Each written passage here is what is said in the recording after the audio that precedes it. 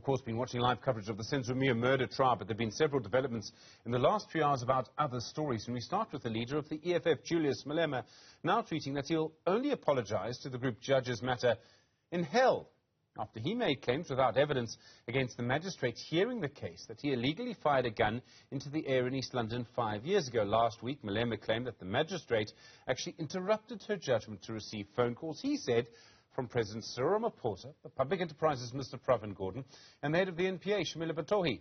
Just to reiterate, he's given no evidence of this claim, and that's what led Judges Matter to condemn his comments. Mbekezeli Benjamin is from the organisation Judges Matter. Mbekezeli, good afternoon to you. So Julius Malema says you'll get your apology in hell. How do you feel about that? Good afternoon, Stephen, and good afternoon to the viewers. Well, that's a really disappointing response from someone who holds a position of leadership in our society, a member of the Judicial Service Commission for the last 10 years, and someone who is a leader in many ways in our society. We expect more from someone of the stature of Mr. Malema, and it's very much disappointing to hear him say that and give that kind of response. Why do you believe he was wrong to make these comments about the magistrate in the first place? I mean, one or two strange things happened. She did seem to interrupt her judgment. Why do you believe he was wrong to say what he said? Well, yes, there were a few things that happened during the court proceedings, and in fact, there was plenty of things to criticize the magistrate on. And if he had criticized the magistrate on things that he saw and he expressed his displeasure, that would have been perfectly fine. We ourselves criticize judicial officers all the time, and so it's nothing unusual. Where it becomes wrong and where we believe that he overstepped his mark is to insinuate that the magistrate was corrupt, that the magistrate was receiving phone calls from politicians, that the magistrate was somehow, the judgment was sponsored. Those kinds of comments, without any shred of evidence to support them, they are completely unacceptable, because what they do is they undermine the magistrate who was presiding over the case, but they also undermine the judiciary as an institution, because what now happens is that everything, every comment, every question that the magistrate asks will be subject to this suspicion, which is unnecessary and is uncalled for. And it's actually not the first time. You'll recall in February, Mr. Malema had applied for the magistrate to recuse herself. She gave a reasoned judgment.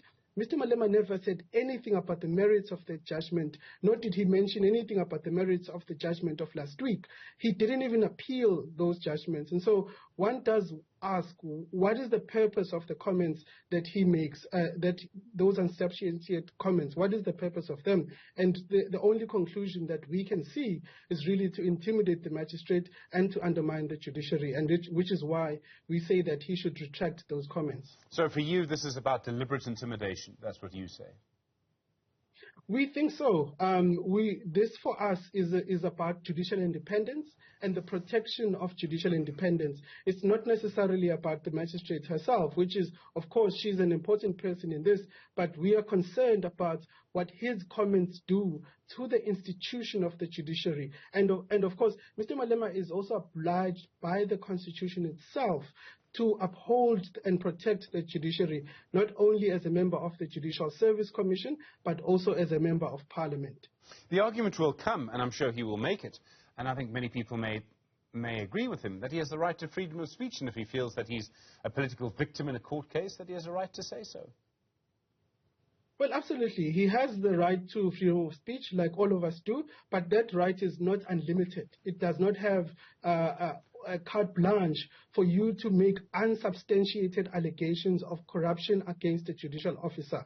That is where the right to freedom of speech does clash against other rights, the rights of that magistrate, and particularly constitutional principles of the judicial independence, which is guaranteed in Section 165 of the Constitution. So his right to freedom of expression, like I said, is limited to him making substantiated critiques of the judgment or of the magistrate, but it doesn't go as far as to making unsubstantiated allegations of corruption, which we think are wrong and that he should retract. Mbekezeli, there's so many elements to this, because if you look at the case, so this was an application, so the claim against him is that he fired a gun into the air. That's illegal. You're not allowed to do that, and not in that way. This was what's called a discharge application. In other words, his lawyers had argued that the case should be discharged. He should be discharged because there was no case against him. The magistrate ruled against that. But Mbekezeli, I don't know how closely you've been following it. I'm not a lawyer, but to my mind, it could well be that he is acquitted at the end, because there are chain of evidence problems. No one seems to know where the original video of him firing this gun came from. No one knows who took it. None of the bodyguards who were with him on the day, and they were with him on the day, can remember him firing a gun into the air, so they're witness issues as well. What I'm trying to get to is that this same magistrate could then acquit him, have always been preparing to acquit him based on the evidence, and yet now it would only look that she acquitted him because of, in your view, the deliberate intimidation. Well, yes, that is precisely why we are saying this is a threat to judicial independence, because now the magistrate still has to continue with the case. But now, in her mind, she will have these comments that if she makes whatever decision, whether it goes in Mr. Malema's favor or it goes against Mr. Malema, then it will sort of be, she'll be fearful that she will also be criticized again in public on unsubstantiated allegations. So that is why we feel that this is an issue of judicial independence. It's not just about the magistrate, but it's about the institution of the judiciary, which Mr. Malema is obliged to protect. And in fact, what now will happen with other judicial officers across the country is that when they see that a certain kind of person with a large following in society appears before their court, they should be very careful about what kind of judgment they give, because what will follow next is that they will be called names in public. And that's not the kind of society that we want in South Africa, and that's certainly not what the Constitution requires of members of Parliament and all the members of the Judicial Service Commission. My understanding is that the magistrate herself is not actually able to bring any kind of claim against them. She will have certain ethics and certain codes that she has to live up to. Could other people bring a defamation case? The President or Minister Pravin Gordhan or Advocate Shamila Batohi? Yes, look, the politicians who were named by Mr. Malema have all kinds of options available to them, including defamation if that their lawyers advise them of that case. But really, the real focus is on the magistrates. And you mentioned earlier that she cannot actually respond to Mr. Malema because judicial ethics prevent her from doing so. And in fact, it would be bad and wrong for any judicial officer to respond publicly to a politician, and we don't want that. And which is why we are coming out so strongly to say Mr. Malema was out of line. He should not have said the comments that he said. Like you said, there's plenty of things that he could have criticized the magistrate on. The chain of evidence, the legal reasoning, all of those were fair game, and he should have commented on those things. But to say that the magistrate is corrupt, I think that breaches a certain line, and that is not called for. Should the Justice Department be saying something? We hope that the Ministry of Justice will say something. We also hope that the Magistrates Commission will say something.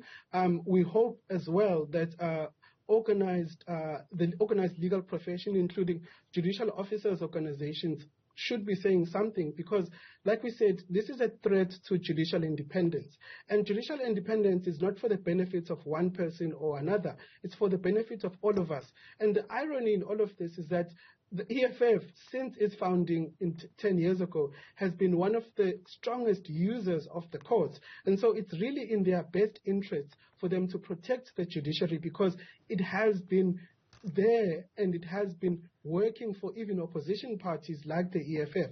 And so we would have hoped that someone like Mr. Malema would be very vigilant to protect the independence of the judiciary, and not only for their own interest, but for the interest of all South Africans who want to live in a constitutional democracy. Mbekezeli, Benjamin from Judges Matter, thank you very much indeed. Do appreciate it. Well, you've seen, of course, the strong reaction from Julius Malema on Twitter today. You'll get that apology in hell was pretty much the gist of what he said.